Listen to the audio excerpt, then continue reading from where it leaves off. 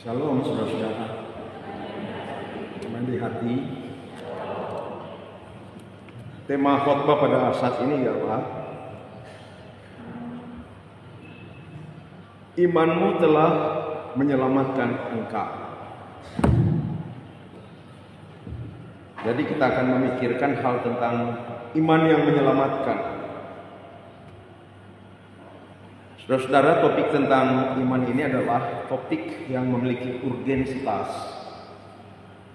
yang memang sangat penting sekali untuk kita pikirkan, dan saya berasumsi bahwa topik ini diketengahkan berkaitan dengan bulan Oktober ini adalah bulan perayaan Hari Reformasi. Hari Reformasi itu jatuh pada tanggal 31 Oktober. Ada 3 tokoh inti dari reformasi gereja, yaitu Martin Luther, Zwingli, dan John Calvin. Jadi sedikit latar belakang tentang terjadinya reformasi itu ialah oleh karena telah terjadi beberapa hal yang menyimpang di dalam gereja di abad pertengahan itu. Dalam hal ini di gereja barat. Jadi di abad pertengahan itu sudah terjadi 2 blok gereja, dan gereja timur yang disebut sebagai gereja Ortodoks Timur, dan gereja barat yang disebut sebagai gereja Katolik. Lalu gereja barat ini pada abad pertengahan mengalami beberapa hal yang menyimpang termasuk dalam ajaran-ajaran. Antara lain ialah penjualan surat indulgensia, surat penghapusan dosa.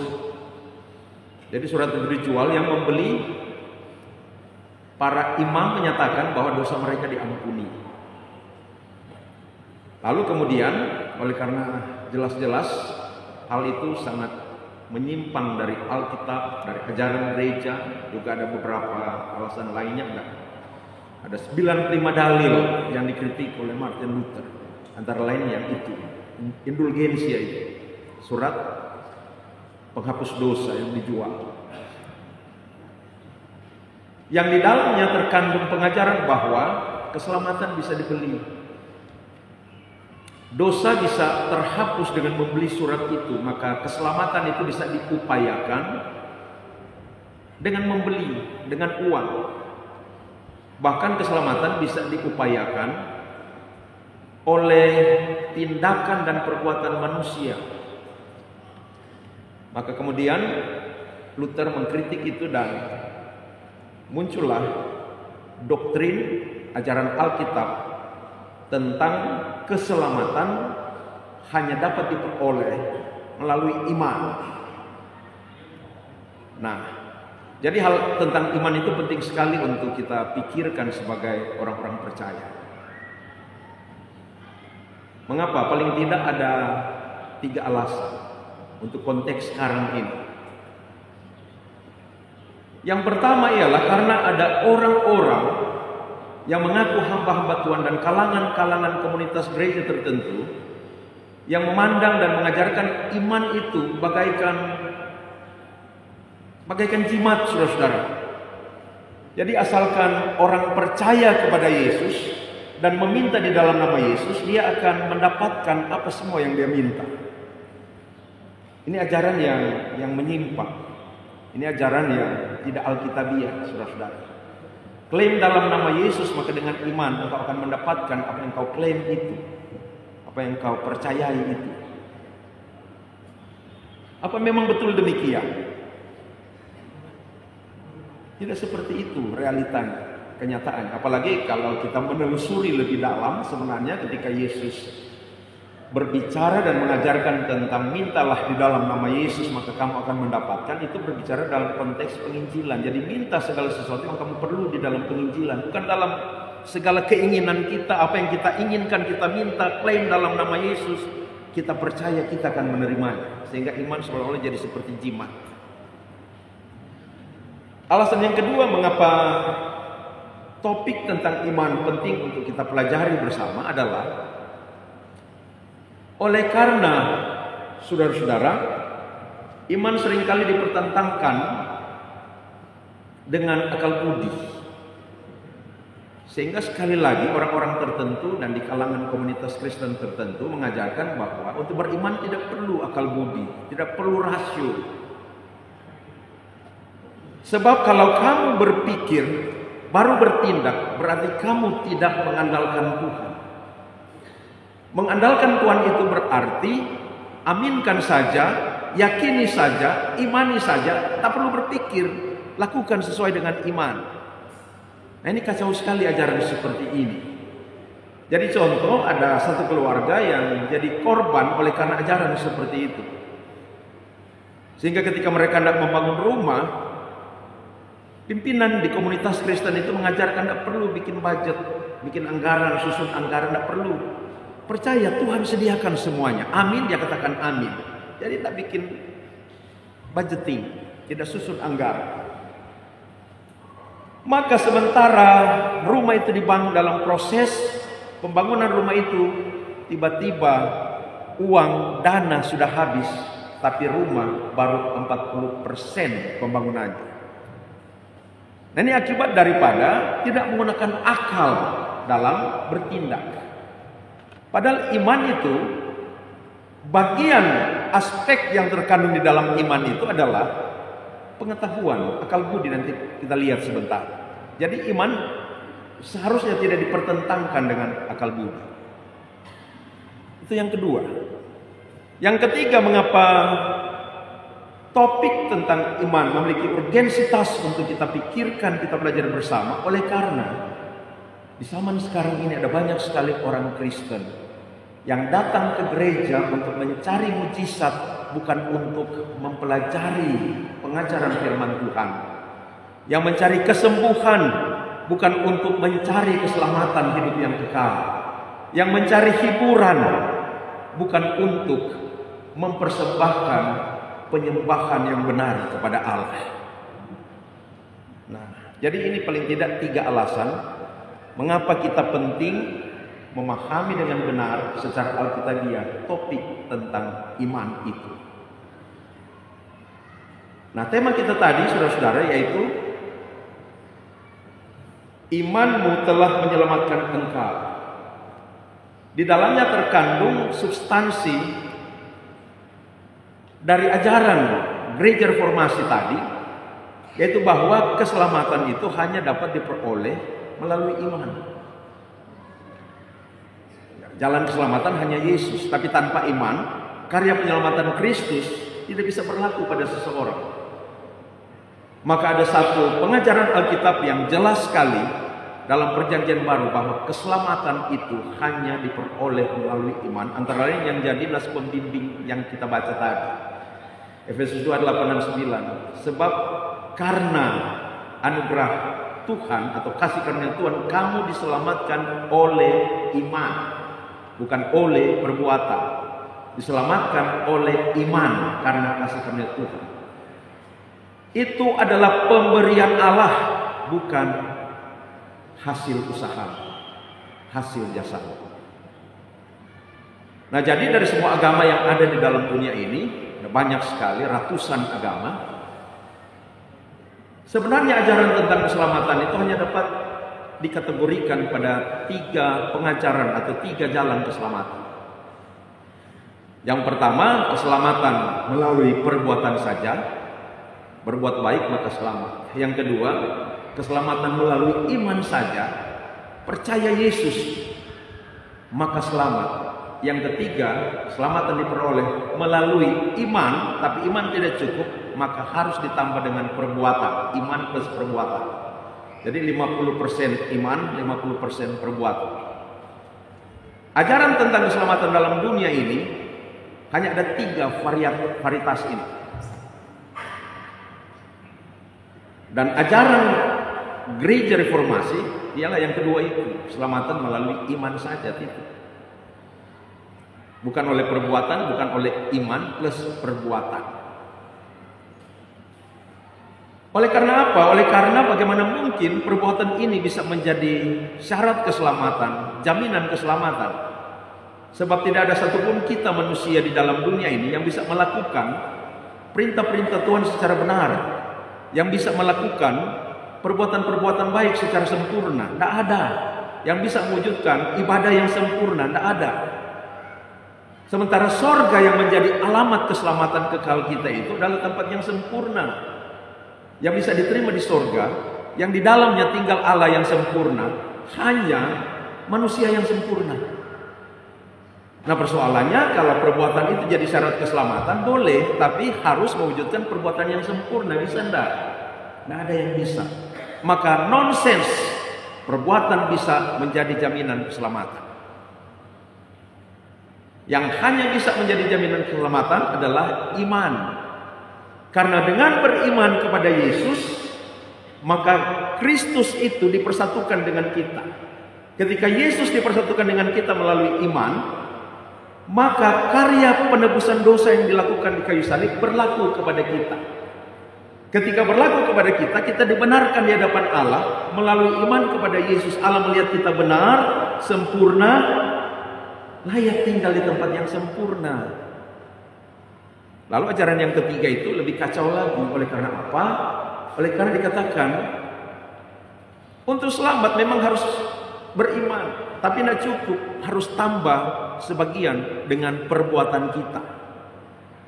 Bagaimana mungkin karya penebusan dosa, karya penyelamatan yang Yesus lakukan, kita katakan tidak cukup? Ini kita menghina Tuhan. Sehingga karena tidak cukup harus kita tambah dengan jasa kita tambah dengan perbuatan kita, supaya jadi cukup untuk keselamatan kita. Ini penghinaan terhadap karya penebusan Kristus yang sudah dilakukan dengan sempurna. Karena itu kita tolak. Jalan keselamatan yang pertama, perbuatan, kita tolak. Jalan keselamatan yang ketiga, iman plus perbuatan, kita tolak. Kita manusia berdasarkan Alkitab diselamatkan hanya melalui iman saja. Titik. Jadi saya kira dengan adanya skema ini kita bisa, sekarang kan dunia informasi sangat terbuka, kita bisa mendapatkan ajaran-ajaran dari YouTube, dari Facebook, WA dan lain-lain sebagainya. Ada yang mengajarkan hidup kudus supaya selamat. Salah bro. Sudah selamat maka hidup kudus. Berbuat baik supaya selamat. Salah. Sudah selamat maka berbuat baik. Dan kita akan mendapatkan fenomena indikasi seperti itu di dalam Alkitab. Selalu saja Alkitab mengetengahkan kepada kita pola indikatif mendahului imperatif. Yaitu ada perbuatan Allah yang menyelamatkan, baru dia memberikan kepada kita perintah. Contoh, ya, 1-2 contoh saja. Allah selamatkan dulu umat Israel dari perbudakan di tanah Mesir, baru dia berikan perintah-perintah. Maka pada 10 perintah Allah itu ada kalimat mukadimah yang penting sekali yang sering diabaikan. Akulah Tuhan Allahmu yang membawa engkau keluar dari tanah Mesir, dari tanah perbudakan. Itu indikatif. Perbuatan Allah yang terlebih dahulu menyelamatkan, baru masuk pada imperatif, perintah. Jangan ada padamu Allah lain di hadapanku, jangan membuat bagimu patung, jangan menyebut nama Tuhan dengan sembarangan, ingat dan teruskan bersahabat, dan seterusnya. Contoh kedua dalam perjanjian baru, Yesus mati menebus dosa terlebih dahulu, baru dia berikan perintah sebelum dia naik ke surga. Pergilah, jadikanlah semua bangsa muridku dan baptislah mereka dalam nama Bapa dan Anak dan Roh Kudus, dan ajarkanlah mereka melakukan segala sesuatu yang telah kuperintahkan kepadamu. Ada indikatif, ada fakta penebusan dosa, baru diberikan perintah untuk bersaksi supaya orang tahu tentang kehendak Allah, hidup menurut kehendak Allah. Nah, jadi saudara-saudara, tema kita ini mengandung substansi pengajaran gereja-gereja reformasi seperti itu, yaitu bahwa keselamatan itu hanya diperoleh melalui iman saja. Titik. Posisi perbuatan itu sesudah selamat, bukan sebelum selamat. Kalau sebelum selamat jadi syarat. Tapi sudah selamat, masih dalam keadaan berdosa, kita sudah diselamatkan oleh Allah. Sudah diselamatkan, baru dipanggil, diarahkan, diperintahkan untuk melakukan kehendak Allah, berbuat baik dan seterusnya. Nah, baik. Jadi saudara-saudara, tema ini akan kita pikirkan bersama-sama. Saya sebenarnya cukup tertarik untuk membawa kita pada pemahaman elaboratif terhadap narasi yang kita baca tadi. Tetapi saya lebih tertarik lagi untuk membawa kita pada pemahaman-pemahaman yang lebih mendasar, yaitu pemahaman dari perspektif doktrin, ajaran. Maka saya tidak akan membahas keseluruhan narasi yang kita baca dari Markus 5 ayat 21 sampai 43 tadi. Saya akan menjadikan beberapa poin di situ sebagai pintu masuk untuk memahami doktrin ajaran tentang keselamatan oleh iman ini. Nah, saudara-saudara, iman yang menyelamatkan itu di dalamnya terkandung 3 aspek. Jadi pasnya ada peserta katekisasi calon sidi, ya. Ini jadi materi pertama barangkali tentang iman. Jadi di dalam iman yang menyelamatkan itu, dan iman yang menyelamatkan itu sebenarnya adalah iman yang sejati, iman yang sempurna. Karena ada iman yang tidak sempurna. Jadi iman yang tidak sempurna itu ada 2 jenis iman, ya. Iman yang sejati, iman yang tidak sejati, iman yang sempurna atau iman sejati dan iman yang tidak sempurna. Iman yang tidak sempurna itu contoh ada di dalam 1 Korintus 12 ayat 7 sampai 10 itu. Coba kita lihat 1 Korintus 12, kita buka sama-sama.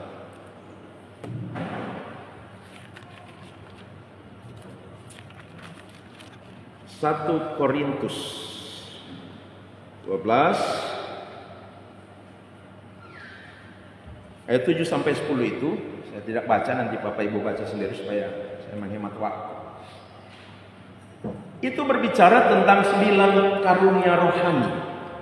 Karunia rohani itu fungsinya ialah untuk membuat warga gereja bekerja sama dalam pelayanan, saling memperlengkapi dalam pelayanan, dan bersama-sama melayani. Itu fungsi dari karunia-karunia rohani.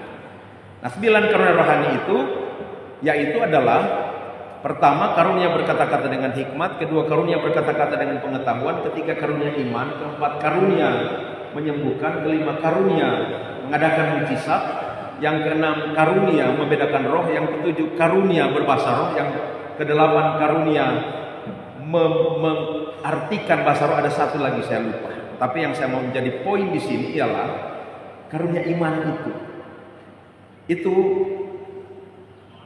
jenis iman yang kedua. Yang pertama iman yang menyelamatkan, yang kedua iman yang sementara. Iman yang sementara, dan karena itu saya bahasakan tadi, bukan merupakan iman yang sejati. Iman yang sejati itu ialah jenis yang pertama yang akan kita lihat sementara. Iman yang menyelamatkan. Nah, iman yang sementara ini, iman yang tidak sejati ini sifatnya ya, tidak sejati karena hanya sementara. Mengapa sementara? Karena bagian dari karunia-karunia rohani. Dan karunia-karunia rohani itu adalah merupakan hal yang tidak tetap. Dia akan berhenti. Ada yang sudah berhenti dan ada yang akan berhenti. Jadi contoh misalnya di 1 Korintus entah 13 atau 14, Paulus pernah katakan begini, nubuat akan berakhir. Nubuat itu kan karunia rohani. Bahasa roh akan berhenti. Apalagi pengetahuan akan lenyap. Itu semua adalah karunia. Jadi karunia-karunia roh ini bukan sesuatu yang tetap. Itu adalah karunia-karunia yang tidak tetap.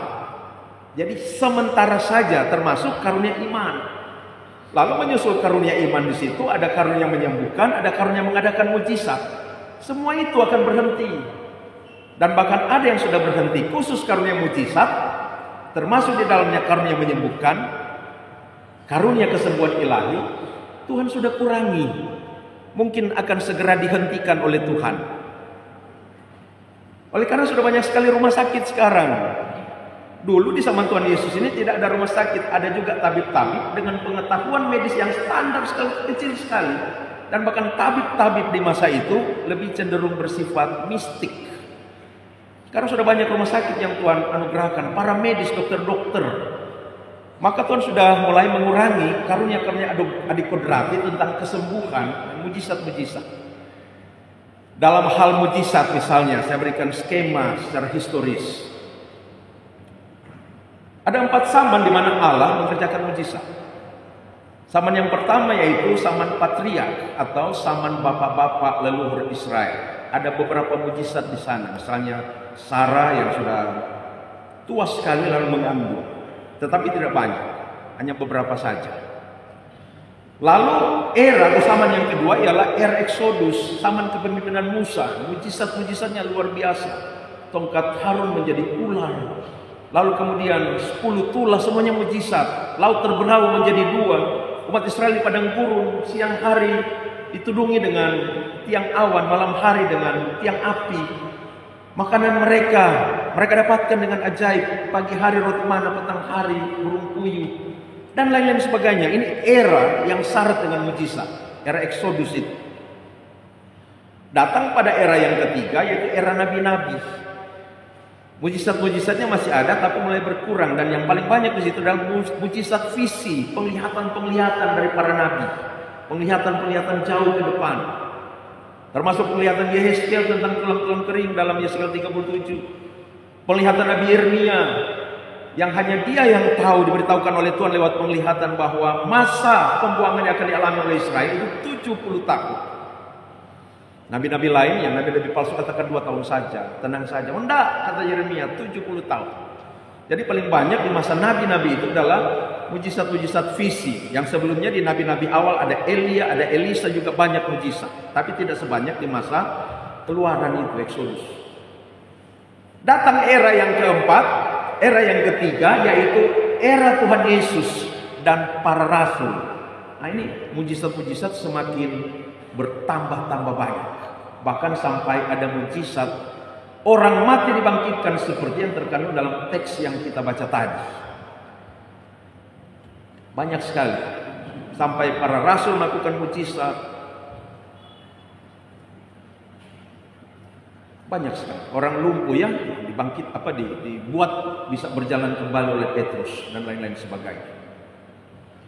Nah, setelah Yesus sudah naik ke surga, para rasul itu sudah meninggal semua. Ya sekarang karunia rohani dalam pengertian karunia jabatan rasul itu sudah tidak ada. Jadi ini termasuk salah satu karunia rohani yang sudah berhenti, yaitu karunia jabatan rasul. Sekarang muncul karunia-karunia baru, jabatan-jabatan baru, sesuai dengan konteks gereja masing-masing. Nah sekarang sesudah rasul-rasul sudah meninggal, sampai sekarang ini era sesudah Roh Kudus dicurahkan, era sesudah para rasul, Tuhan sudah banyak sekali mengurangi mujizat-mujizat. Tuhan Yesus sudah banyak sekali mengurangi mujizat-mujizat kesembuhan dan mujizat-mujizat alam dan lain-lain sebagainya. Banyak sekali mengurangi. Tapi herannya justru banyak gereja, banyak orang-orang tertentu yang mengejar-ngejar mujizat. Nah ini terjadi inkompatibilitas, ketidakcocokan. Padahal Tuhan Yesus katakan kita harus belajar membaca tanda-tanda sama.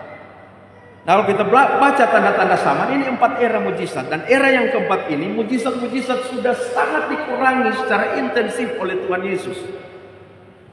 Dan justru ketika Tuhan Yesus sudah mulai mengurangi banyak sekali mujizat, ada gereja-gereja tertentu yang menekankan pelayanannya, yang boleh saya katakan bahwa yang menjadi inti daripada pelayanannya adalah pelayanan mujizat. Inkompatibilitas, ketidakcocokan, saudara-saudara. Karena itu jangan heran banyak orang yang kemudian supaya dapat mujizat jadi bersekutu dengan iblis. Nah ingat, Tuhan Yesus mengurangi mujizat, iblis memperbanyak mujizat, sebab iblis juga bisa melakukan mujizat. Nah, mujizat ini sebenarnya bukan spesial produk dari kekristenan, saudara-saudara. Bukan. Agama lain juga ada mujizat. Jadi mujizat ini bukan produk spesial kekristenan. Maka kita jangan jadi orang-orang Kristen yang mengejar-ngejar mujizat. Apalagi Tuhan sudah mengurangi mujizat. Mengapa Tuhan kurangi? Dan sebentar lagi mungkin akan dihentikan. Yaitu karena kalau di zaman Yesus dulu, di zaman Exodus dulu, mujizat-mujizat itu menjadi sign menjadi tanda akan kedahsyatan kuasa Allah. Di masa Yesus, mujizat-mujizat yang Yesus lakukan menjadi sign, menjadi tanda bahwa Yesus adalah Allah karena dia memiliki kuasa keilahian lewat manifestasi dari mujizat-mujizat itu. Akan tetapi sekarang ketika Alkitab sudah ada, ya kita tahu saja Yesus itu Allah dari Alkitab, dari firman Allah. Karena itu iman harus timbul dari firman Allah, bukan dari melihat mujizat-mujizat. Nah, jadi saudara-saudara, iman terhadap hal-hal yang sementara, terhadap mujizat-mujizat, itu iman yang sementara. Dan Yesus mengurangi mujizat agar supaya iman kita itu timbul dari mendengarkan firman. Roma 10 ayat 17, bukan dari melihat mujizat-mujizat. Apalagi Yesus pernah berkata, berbahagialah mereka yang percaya meskipun tidak melihat. Jadi Tuhan ingin percaya kita terbangun, iman kita terbangun meski tidak melihat mujizat, tidak melihat penglihatan. Tapi apa? Belajar dari firman. Sementara tadi kita sudah lihat realitas sekarang. Banyak orang datang ke gereja untuk apa? Untuk cari mujizat, untuk apa? Untuk cari kesembuhan, untuk apa? Untuk cari hiburan. Padahal kita datang ke gereja untuk mencari pengajaran firman Tuhan. Maka pendeta beri pengajaran firman Tuhan yang sehat, yang cukup, dalam porsi yang cukup, agar supaya umat bertumbuh imannya ketika dapat porsi cukup dari pemberitaan firman Tuhan, saudara-saudara. Nah, jadi itu iman yang sementara, ya, iman yang tidak sejati, yang tidak sempurna. Tetapi konteks pembahasan kita sekarang adalah iman yang menyelamatkan. Nah, di dalam iman yang menyelamatkan itu ada terkandung 3 aspek. Yang pertama adalah aspek pengetahuan. Orang yang beriman kepada Yesus adalah orang yang harus mengetahui dirinya itu telah berdosa dan dia tidak dapat melepaskan diri dari kuasa dosa yang membawa dia pada maut. Dan karena dia membutuhkan juru selamat untuk membebaskan dia dari kuasa dosa, dan juru selamat itu adalah Allah yang menjadi manusia, yang bernama Yesus Kristus yang mati di kayu salib untuk menebus dosa manusia termasuk dosanya. Dia harus tahu ini, paling kurang pengetahuan dasar tentang itu. Nanti pengetahuan yang lain nanti bertumbuh. Tapi ini dulu. Jadi dalam iman itu terkandung aspek yang pertama, aspek pengetahuan. Tahu saya berdosa dan dosa saya hanya bisa dibebaskan, saya hanya bisa diselamatkan dari dosa dan maut melalui karya salib Yesus. Sudah tahu tapi belum setuju. Maka aspek yang kedua daripada iman yang menyelamatkan itu adalah setuju. Setuju. Yesus itu adalah penebus dosa, juru selamat, Tuhan bagi saya. Sudah setuju tapi belum terima. Maka unsur yang ketiga daripada iman yang menyelamatkan adalah terima Yesus dalam hati, menjadi satu-satunya Tuhan dan juru selamat dalam hidupku. Maka saya beriman. Jadi ini 3 aspek dari iman yang menyelamatkan. 1, pengetahuan. 2, persetujuan. 3, penerimaan. Sudah beriman kalau sudah mengandung 3 aspek itu. Dan ini iman yang sejati, iman yang menyelamatkan. Sekarang hakikat dari iman itu. Secara hakiki, iman itu pertama, dia tumbuh berdasarkan firman Tuhan. Bukan berdasarkan melihat mujizat. Bukan berdasarkan pengalaman. Pengalaman akan penglihatan-penglihatan. Bukan. Iman itu bertumbuh dari firman Tuhan. Jadi seseorang bisa beriman ketika Roh Kudus membawa dia berjumpa dengan firman Tuhan, entah lewat pengeras suara, entah lewat YouTube, entah lewat Facebook, entah baca Alkitab dan lain-lain sebagainya. Puji Tuhan, kita orang Kristen yang lahir dari keluarga Kristen sudah punya akses sejak masih bayi untuk berjumpa dengan firman Tuhan. Itu anugerah yang besar sekali bagi kita. Maka ketika firman Tuhan itu diperjumpakan dengan kita, kita dengar bahwa kita berdosa, kita sadar kita berdosa, bahwa Yesus penebus dosa, Maka kemudian saudara-saudara, iman itu timbul. Nah, setelah pengetahuan akan firman Tuhan itu timbul di dalam kehidupan kita, maka saudara-saudara, hakikat yang kedua daripada iman itu adalah kita perlu memahami iman itu adalah pemberian Allah, seperti nas pembimbing tadi. Efesus 2 ayat 8 dan 9. Sebab karena kasih karunia Allah atau karena anugerah Allah, kita diselamatkan oleh iman. Itu bukan hasil usahamu, tetapi itu adalah pemberian Allah. Jadi Allah yang memberikan iman itu, yang menimbulkan iman itu dalam hati kita, dalam diri kita melalui apa? Melalui pekerjaan Roh Kudus yang memperjumpakan kita dengan firman Tuhan tadi, dengan Injil. Roma 10 ayat 17, iman timbul dari pendengaran akan firman Kristus. Jadi itu bukan hasil usaha kita. Itu adalah pemberian Allah, anugerah Allah. Karena itu kita juga memahami keselamatan adalah anugerah Allah. Yang ketiga, secara hakiki iman itu bertumbuh. Sehingga makin hari kita makin memahami kehendak Tuhan, makin mengenali pribadi Tuhan, makin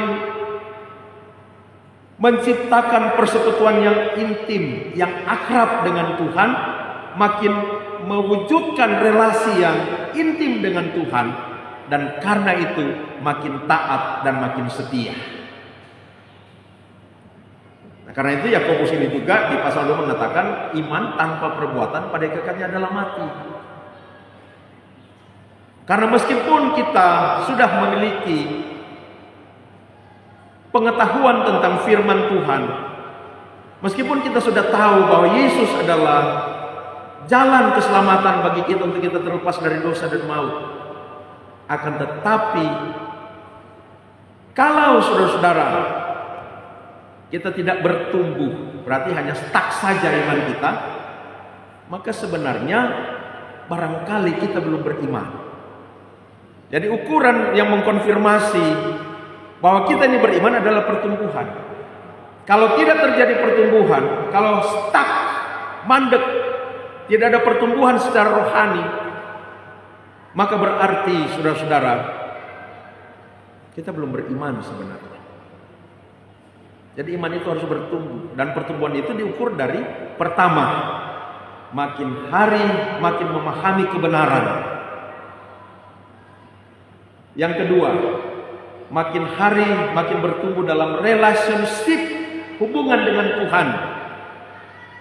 Yang ketiga, makin hari makin taat dan setia kepada Tuhan.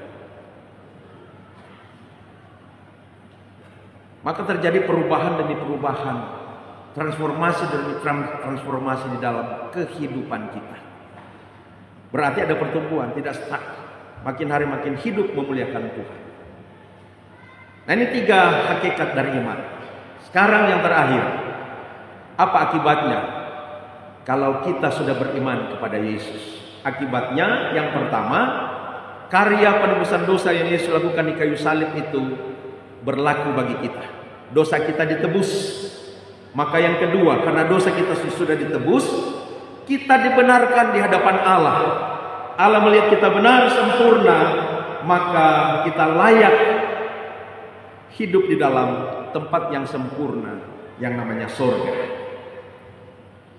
Lalu yang ketiga, selama kita masih di bumi ini, Roh Kudus menolong kita untuk makin hari makin bertumbuh dalam kekudusan lewat hidup yang selalu mempelajari firman Tuhan dan melakukannya di dalam kehidupan kita. Mempelajari firman Tuhan sehingga makin hari makin memahami ortodoksi. Artinya ajaran-ajaran Alkitab yang benar. Seperti siang hari ini ajaran iman yang benar. Agar supaya kemudian kita dapat mewujudkan ortopraksi. Ortopraksi artinya kelakuan-kelakuan yang benar, perilaku-perilaku yang benar. Makin hari hidup kita makin diubahkan.